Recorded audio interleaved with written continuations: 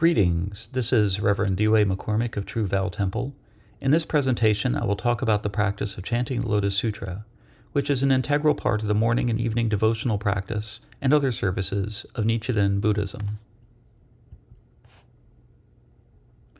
The practice of reading and reciting the Lotus Sutra comprises two of the 5 practices of a teacher of the Dharma. These 5 practices are listed at the beginning of the 10th Teacher of the Dharma chapter of the Lotus Sutra. They are to keep, read, recite, expound, and copy the Lotus Sutra.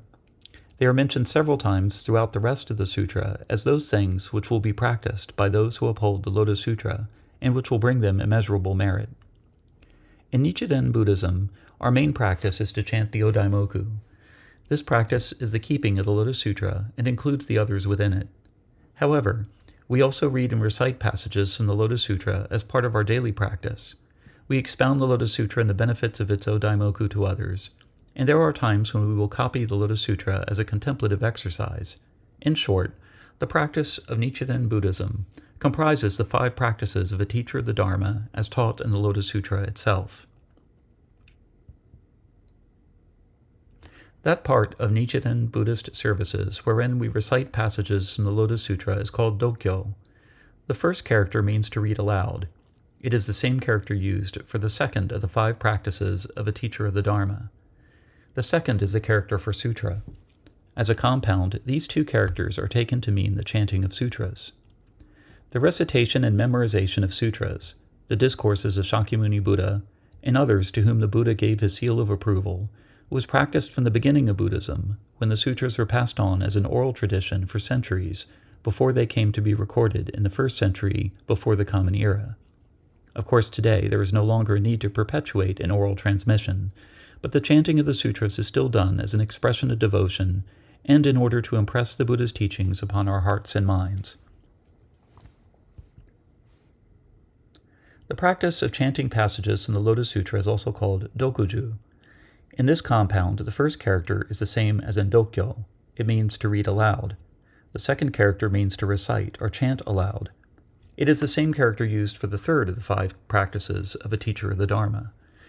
As a compound, these 2 characters are taken to mean reading and reciting by memory. According to Nichiren Shu liturgical manuals, Buddhist clergy should follow 5 rules when practicing dokuju. We should chant with vocal clarity. This means to use a bright and clear voice. We should chant with phrase-by-phrase clarity. This means to pronounce each word crisply and clearly. We should chant with fluency. This means that we should chant without mistakes, slurring, or hesitations.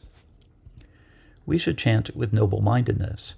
This means we should have a noble mind free of hindrances such as greed, hatred, drowsiness, restlessness, or doubt. Finally, we should chant with solemnity and propriety. This means we should be mindful of the importance of what we are chanting and keep a dignified manner. Buddhist clergy should also observe 3 cautions, or things to be mindful of when chanting. We should remember that we are in the presence of the gods and Buddhas. We should pray to placate even the spirits of darkness or inhabitants of the 3 lower realms. This means that we should pacify and win over those who have sunk into the states of hell dwellers, hungry ghosts, and animals, so that they will refrain from bad causes, make good causes, and ascend to the human and heavenly realms. We should remember to move and delight the people watching and listening to our service. The Nichiren Shu Hoyoshiki, the authorized liturgical manual of Nichiren Shu, also says that clergy should harmonize with each other when chanting together. Though these rules and cautions are directed at Nichiren Shu clergy, I think that even the laity should consider them to practice in a way that best expresses our appreciation and reverence for the Lotus Sutra and its Odaimoku, and so that we can do our daily practice in a way that is elegant and in harmony with each other. Now, should we be chanting in Sino-Japanese or in our native language? In Nichiren Shu, both ways of chanting are used. In Japan, the method of chanting in Sino-Japanese is called shindoku, which means proper chanting. To chant in the shindoku manner is to chant the Chinese translation of the sutras using the Japanese approximation of the pronunciations used by the 3rd century Wu dynasty in China. It also means to chant the sutra from the beginning to the end. A native Japanese reading of the sutras is called kundoku, which means understandable chanting. This is the way of chanting the Lotus Sutra in the vernacular, as opposed to the Sino-Japanese or Shindoku reading. The word kundoku, however, particularly connotes chanting the sutra in the written style of Meiji period Japanese. This was begun by the Nichiren Shu priest Udana Nichiki.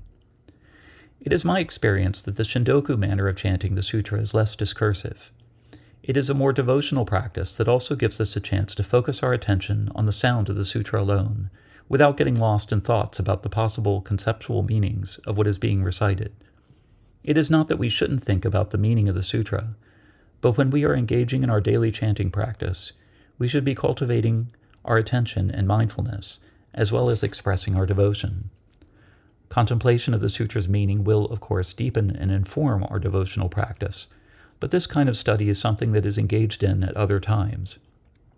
Another benefit of chanting in Shindoku is that it allows us to identify with and engage in the same manner of reciting the Lotus Sutra as those who have passed it down to us from the time of Nichiren Shonin. It also honors and keeps alive the specific translation of the Lotus Sutra by Kumara Jiva, which is the basis of Tiantai and Nichiren Buddhism. It also provides all Nichiren Buddhists with a way to chant together, no matter what their native languages might be. In this sense, Shindoku enables the transcending of national and linguistic barriers so that people from all over the world can practice the Lotus Sutra as many bodies with one mind and heart. Chanting in the vernacular is to chant the modern translation of the Lotus Sutra in our native language. This is something that I feel we should do from time to time. Again, this should primarily be an expression of devotion, and also a chance to appreciate the sutra and focus our minds on it. Though we should still refrain from discursive thought about what we are reciting, chanting the sutra in the vernacular allows the Lotus Sutra's discourses, parables, and events to become a familiar and heartfelt part of our lives. Did Nichiren Shonin teach that along with the Odaimoku, we should recite passages from the Lotus Sutra as part of our daily practice? In his Hokkei Daimokusho, treatise on the Daimoku of the Lotus Sutra, Nichiren Shonin wrote, quote, "It is the wide practice to uphold, read, recite, and defend with delight the total of the Lotus Sutra consisting of 28 chapters and 8 fascicles. It is the abbreviated practice to uphold and keep the important chapters of the Lotus Sutra, such as skillful means and the duration of the life of the Tathagata.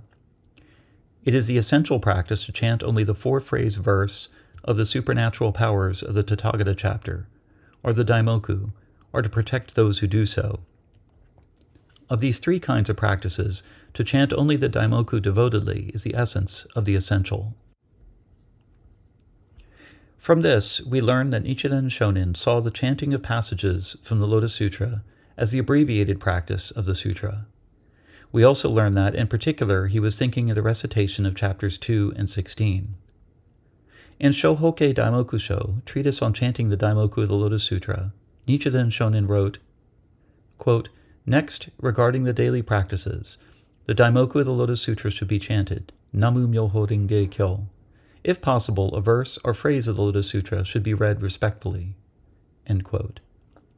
From this, we learn that Nichiren Shonin did expect practitioners of the Lotus Sutra in the latter age to also chant passages from the Lotus Sutra, though of course the Odaimoku is the primary practice, while the recitation of passages from the Lotus Sutra is regarded as a supporting practice. Why are Chapter 2, Skillful Means, and Chapter 16, Duration of the Life of the Tathagata, singled out for chanting as part of our daily practice? One explanation can be found in a letter attributed to Nichiren Shonin called the Gasui Gosho, Letter on Menstruation, that was written to the wife of Lord Daigaku Sabudo.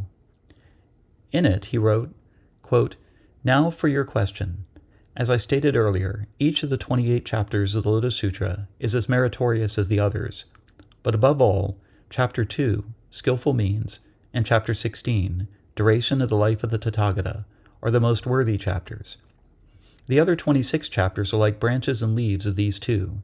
Therefore, you should chant all of chapters 2 and 16 for daily services. You may also practice writing these 2 chapters. The merits of these 2 chapters are accompanied by those of the other 26 chapters, just as a body is followed by its shadow, and a gem has its intrinsic value. Therefore, when you chant these 2 chapters, even if you don't chant the other 26 chapters, the merit of chanting them all is yours. Chapters 12 and 23 of the Lotus Sutra, Devadatta and the previous life of Medicine King Bodhisattva both expound the attainment of Buddhahood by women, but Chapter 12 is a branch of Chapter 2, and Chapter 23 is a branch of Chapter 16. Therefore, I recommend that you make a point of chanting Chapters 2 and 16 daily, and the other chapters sometimes when you have the time." End quote. For most Nichiren Shu services, we recite the first prose section of Chapter 2, Skillful Means, and the verses from Chapter 16, the duration of the life of the Tathagata, though there are times when all of Chapter 16 are the verses of Chapter 21, Supernatural Powers of the Tathagata, 13, the encouragement for keeping the sutra, 25, the universal gate of world voice perceiver bodhisattva, or other passages may be recited.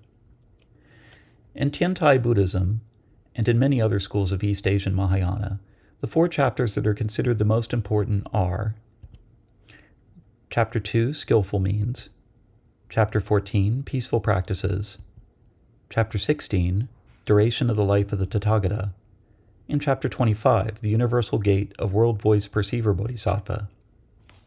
As in Nichiren Buddhism, 2 is considered important because it is in this chapter that the Buddha first begins to expound the one vehicle, whereby it is revealed that all beings will be able to attain Buddhahood. Also, as in Nichiren Buddhism, 16 is considered important because it is in this chapter that the Buddha reveals that his attainment of Buddhahood was actually in the remotest past, and therefore Buddhahood is unborn and deathless. It is not something that recedes into the past, or that awaits us in the future, or in another world, but is a reality that is always present, if not always apparent.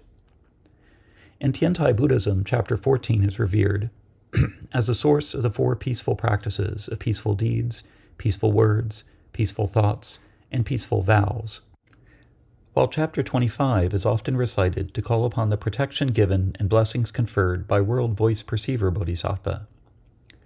In Nichiren Buddhism, the important chapters are Chapter 2, Skillful Means, Chapter 13, Encouragement for Keeping the Sutra, Chapter 16, Duration of the Life of the Tathagata, and Chapter 21, the Supernatural Powers of the Tathagata. Chapters 2 and 16 remain important as the key chapters of the Trace Gate and the Original Gate, respectively. However, the focus shifts away from Chapters 14 and 25.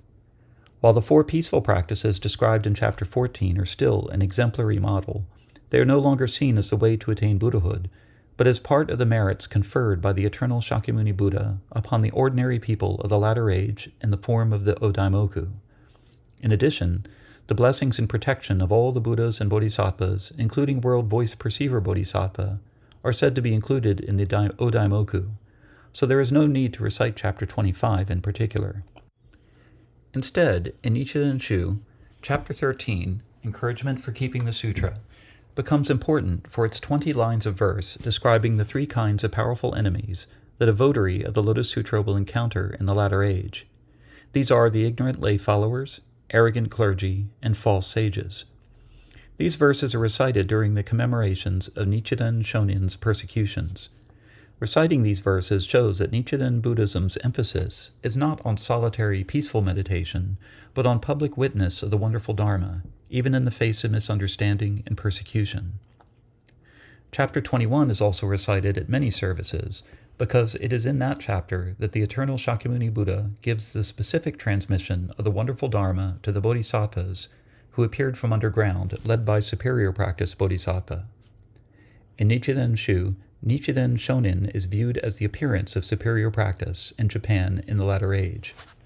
Reciting these verses serves to remind us that we are not just ordinary beings looking to Buddhas and Bodhisattvas to save us, but that we ourselves are the Bodhisattvas who must spring up to fulfill the mission specifically entrusted to us by the eternal Buddha. I hope that it is clear now that chanting of the Lotus Sutra is a key component of the daily practice of Nichiren Shu. We have discussed the significance and role of this practice in light of the 5 practices of the teacher of the Dharma. Chanting the sutra fulfills the practices of reading and reciting the sutra, and also serves to support the first and all-inclusive practice of keeping the sutra, which is fulfilled by the practice of the Odaimoku. We have also seen that Nichiren Shonin himself recommended reciting the Lotus Sutra, and that his teachings emphasize those passages of the Lotus Sutra that we continue to recite today in our services. I hope that as Nichiren Buddhists, we continue to maintain the practice of keeping, reading, reciting, expounding, and copying the Lotus Sutra, and share the joys and benefits of this practice with others. I now bring this presentation on the practice of chanting the Lotus Sutra to a close. I look forward to your questions and comments. May the merits of this talk on the Dharma extend universally to all, so that we and all living beings together accomplish the Buddha way.